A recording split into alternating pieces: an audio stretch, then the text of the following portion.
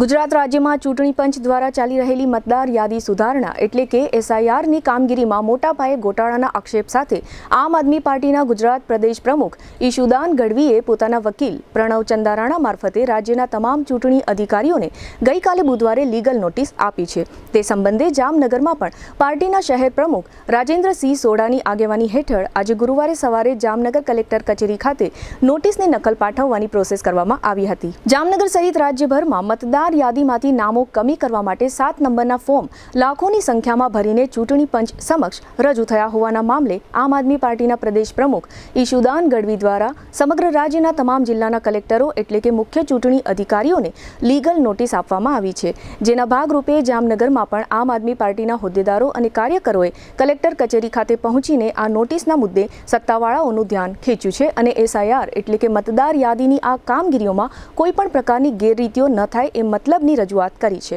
આમ આદમી પાર્ટીએ એમ પણ કહ્યું છે કે આ સમગ્ર કામગીરીમાં ચોક્કસ લોકોના નામો મતદાર યાદીમાંથી કમી કરાવી નાખવા માટે કોઈ મોટું ષડયંત્ર થયું હોય એવું દેખાઈ રહ્યું છે તેવો ખુલ્લો આક્ષેપ આમ આદમી પાર્ટીના પ્રદેશ અધ્યક્ષ ઈશુદાન ગઢવીએ ચૂંટણી પંચ ઉપર કર્યો છે। આ તકે આમ આદમી પાર્ટીના જામનગર શહેર પ્રમુખ રાજેન્દ્રસિંહ સોઢા અને નગર સેવિકા જેનબબેન ખફી સહિતના પાર્ટીના આગેવાનો અને કાર્યકર્તાઓ હાજર રહ્યા હતા। આ લીગલ નોટિસનો આમ આદમી પાર્ટીએ પૂરેપૂરો ફાયદો ઉઠાવવાનો લક્ષ્ય રાખ્યો છે। આવતા દિવસોમાં આ નોટિસ આપ્યા બાદ કોઈ પગલાં નહીં ભરાય તો આમ આદમી પાર્ટી આ એસઆઈઆરનો મુદ્દો કોર્ટમાં ઢસડી જશે તેવું રાજકીય નિષ્ણાત લોકોનું માનવું છે। આ એસઆઈઆર મુદ્દાને આમ આદમી પાર્ટી સમગ્ર રાજ્યમાં મોટો મુદ્દો બનાવવા માંગે છે, જેને કારણે રાજ્યના દરેક તાલુકા અને જિલ્લાના હેડક્વાર્ટર ખાતે આ રીતની કાર્યકર્તાઓ મારફત ફિઝિકલી નોટિસની કોપી આપવાનો કાર્યક્રમ યોજવામાં આવી રહ્યો છે।